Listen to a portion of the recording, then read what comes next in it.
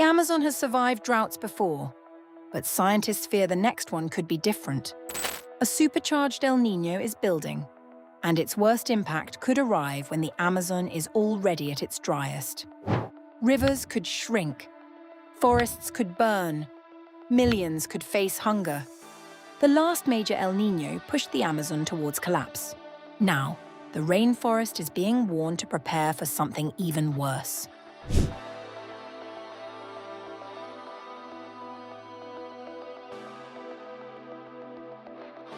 Scientists are warning that the Amazon rainforest could face its most punishing drought in decades, with the peak of a supercharged El Niño expected to strike between October and December later this year, precisely when rivers run lowest and the forest floor turns driest. The naturally occurring weather pattern is already being felt across the globe. Western Europe recorded its hottest June and July on record this year, whilst 3/4 of England remain in drought. In Asia, Typhoon Dolphin forced more than 1 million people from their homes in Shanghai, and flooding in India's Assam state has killed over 100 people. Now attention is turning to South America, where meteorologists in Brazil forecast that this El Niño will delay the rainy season, push temperatures higher, and dry out the river systems that sustain the world's largest tropical forest. The Amazon has not recovered from the last major El Niño, which struck in 2023 and left rivers at record lows, triggered mass fish and dolphin deaths, and fueled widespread fires. With roughly 1/3 of the forest already degraded by farming and mining, experts fear this next cycle could push parts of the ecosystem past the point of no return. It is hard to imagine the outcome of even more severe droughts and heat. The prospect of a still stronger phenomenon is deeply worrying. Researchers say the danger lies in repeated shocks hitting a forest that has had no time to heal. It's similar to if you are already sick and then you get an infection. That infection is going to have much greater impacts on your body because your immune system is already compromised. Brazilian officials say preparations must begin immediately, with the most severe conditions likely to persist into early next year. The Amazon has to be very prepared, from now through the beginning of 2027, at least up to March, because this El Niño is very likely to induce a severe drought. Farmers across the region are already bracing for losses, with ranchers warned of heat stress in livestock and falling pasture quality, whilst soya harvests are expected to dip as they have in previous strong El Niño years. Indigenous communities, who have long helped preserve the forest, face the same threat with far fewer resources, and officials warn that isolated villages could once again be cut off as rivers, their only transport route, run dry.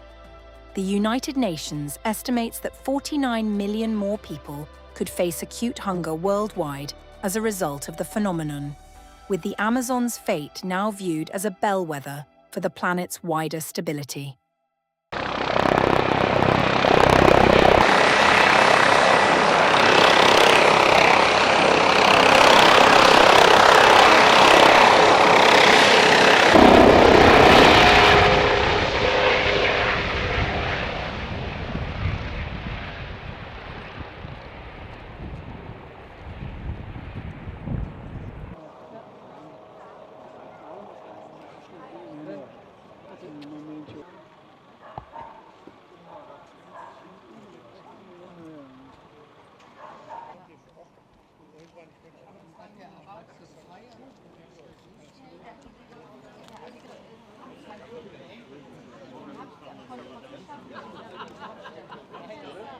Ja, so gegen 4 Uhr kam die Nachricht über die Nino-App, dass wir den Ort sofort verlassen müssen. Und dann haben wir unsere Sachen gepackt, die wir im Vorfeld schon gepackt hatten, und sind dann nach hier geflüchtet. Und warten jetzt auf Infos. Im Prinzip natürlich schon. Wir sind zwar noch ein Stück weg, wie Sie eben schon richtig sagten, aber wie der Wind steht, das ist alles so trocken hier. Das überspringt ja dann auch Straßen und so. Und also wir haben auf jeden Fall schon alles gepackt, um vielleicht weiter zu müssen.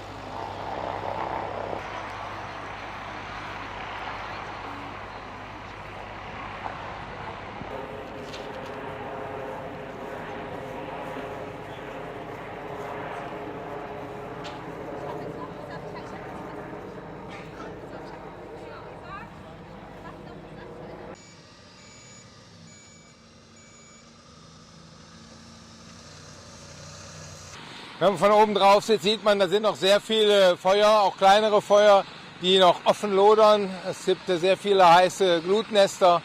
Also wir sind noch lange nicht durch.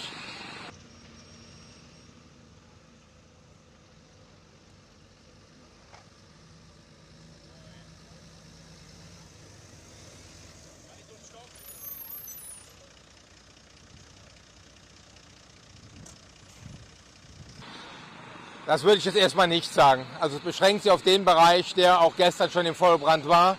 Im zentralen Bereich ist alles runtergebrannt. Das würde ich eher nicht sagen. Es kommt jetzt darauf an den einzelnen Flanken zu sehen, dass man eindämmt.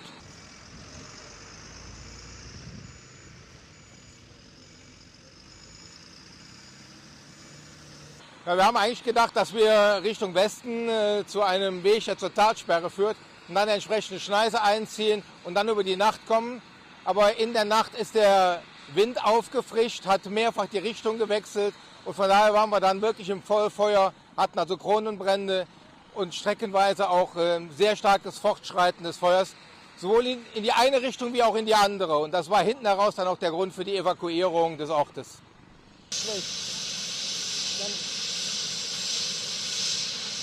Ich habe eigentlich nur Verständnis für die Entscheidung gesehen. Ich meine, wer rausgeht und sieht die Flammen und vor allen Dingen, wenn man natürlich von unten den Hang hoch sieht, dann sieht man sie richtig hochlodern. Ich glaube, da fängt keiner an zu diskutieren.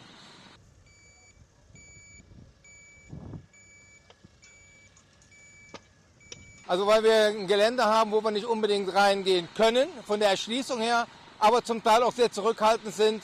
Der eine oder andere hatte von den Kämpfen im Hirschenwald gehört. Es sind noch sehr viele Munitionsreste im Boden und es hat auch im Laufe der Nacht immer wieder mal geknallt und ein Aufplatzen gegeben. Also von daher müssen wir auch mit Blick auf die Einsatzkräfte sehr vorsichtig hier unterwegs sein.